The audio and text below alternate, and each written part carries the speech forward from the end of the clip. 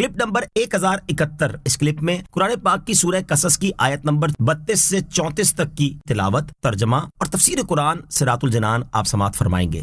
بسم اللہ الرحمن الرحیم۔ ترجمہ: اللہ کے نام سے شروع جو نہایت مہربان رحمت والا ہے۔ اسلک یدک فی جیبک تخرج بیضاء من غیر سوء واضمم الیک جناحک من الرہب فذانک برہانان من ربک الی فرعون وملئہ انہم کانوا قوما فاسقین۔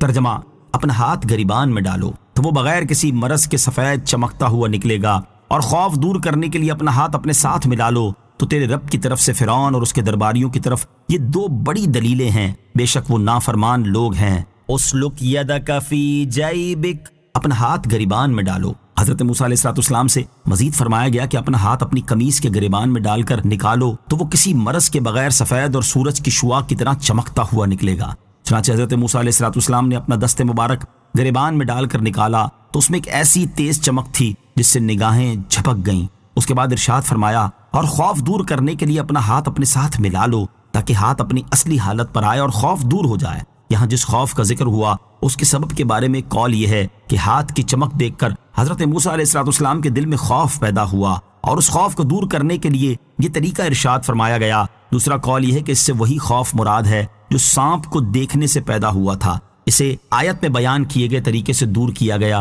پھر ارشاد فرمایا کہ عصا اور روشن ہاتھ تیرے رب عز و جل کی طرف سے فرعون اور اس کے درباریوں کی طرف تمہاری رسالت کی دو بڑی دلیلیں ہیں، بے شک وہ نافرمان لوگ ہیں اور وہ ظلم و سرکشی کی حد پار کر چکے ہیں۔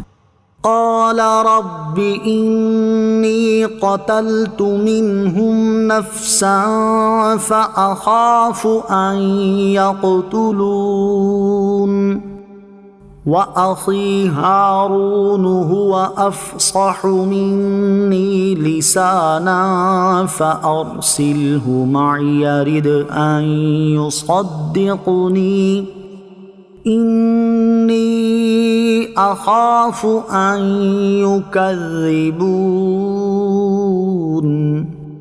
ترجمہ: موسیٰ نے عرض کی، اے میرے رب، میں نے ان میں سے ایک شخص کو قتل کر دیا تھا تو مجھے ڈر ہے کہ وہ مجھے قتل کر دیں گے، اور میرا بھائی ہارون اس کی زبان مجھ سے زیادہ صاف ہے تو اسے میری مدد کے لیے رسول بنا تاکہ وہ میری تصدیق کرے، بے شک مجھے ڈر ہے کہ وہ مجھے جھٹلائیں گے۔ قال ربی، موسیٰ نے عرض کی، اے میرے رب۔ جب حضرت موسیٰ علیہ السلام کو عصا اور روشن نشانیوں کے ساتھ فرعون اور اس کی قوم کی طرف رسول بن کر جانے کا حکم ہوا تو آپ علیہ السلام نے عرض کی، اے میرے رب عز و جل، فرعونیوں میں سے ایک شخص میرے ہاتھ سے مارا گیا تھا تو مجھے ڈر ہے کہ اس کے بدلے میں وہ مجھے قتل کر دیں گے۔ وَأَخِي هَارُونَ هُوَ أَفْصَحُ مِنِّي لِسَانًا، اور میرا بھائی ہارون اس کی زبان مجھ سے زیادہ صاف ہے۔ حضرت ہارون علیہ السلام حضرت موسیٰ علیہ السلام کے بڑے بھائی تھے، اور بچپن میں فرعون کے ہاں انگارہ منہ میں رکھ لینے کی وجہ سے حضرت موسیٰ علیہ السلام کی زبان شریف میں لکنت آ گئی تھی، اس لیے آپ نے فرمایا کہ میرے بھائی حضرت ہارون علیہ السلام کی زبان مجھ سے زیادہ صاف ہے، تو اے میرے رب عز و جل،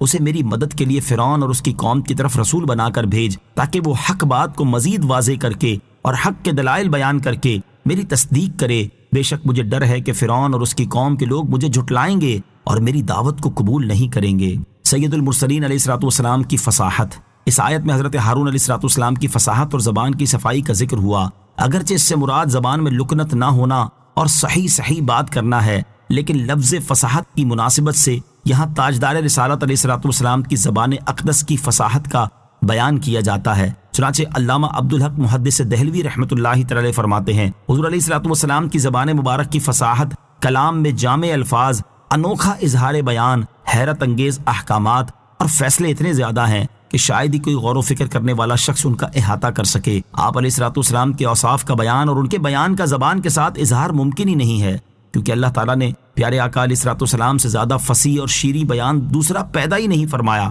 ایک مرتبہ حضرت عمر بن خطاب نے عرض کی، یا رسول اللہ صلی اللہ علیہ وسلم، نہ تو آپ کہیں باہر تشریف لے گئے اور نہ آپ نے لوگوں میں نشست و برخاست رکھی، پھر آپ ایسی فصاحت کہاں سے لائے ہیں؟ آپ علیہ الصلوۃ والسلام نے ارشاد فرمایا، حضرت اسماعیل علیہ الصلوۃ والسلام کی لغت اور اصطلاح جو ناپید اور فنا ہو چکی تھی، اسے حضرت جبرائیل علیہ الصلوۃ والسلام میرے پاس لے کر آئے، اسے میں نے یاد کر لیا ہے۔ نیز آپ علیہ الصلوۃ والسلام نے ارشاد فرمایا، میرے رب عز و جل نے مجھے ادب سکھایا تو میرے ادب کو بہت اچھا کر دیا۔ عربیت کا وہ علم جو عربی زبان اور اس کی فصاحت و بلاغت سے تعلق رکھتا ہے اسے ادب کہتے ہیں۔ اور علامہ عبد المصطفیٰ اعظمی رحمۃ اللہ تعالی فرماتے ہیں، آپ علیہ الصلوۃ والسلام کی زبان اقدس وحی الہی کی ترجمان اور سرچشمۂ آیات و مخزن معجزات ہے۔ اس کی فصاحت و بلاغت اس قدر حد اعجاز کو پہنچی ہوئی ہے کہ بڑے بڑے فصحاء و بلغاء آپ کے کلام کو سن کر دنگ رہ جاتے تھے۔ اعلیٰ حضرت امام احمد رضا خان علیہ رحمۃ الرحمن فرماتے ہیں، تیرے آگے یوں ہیں دبے لچے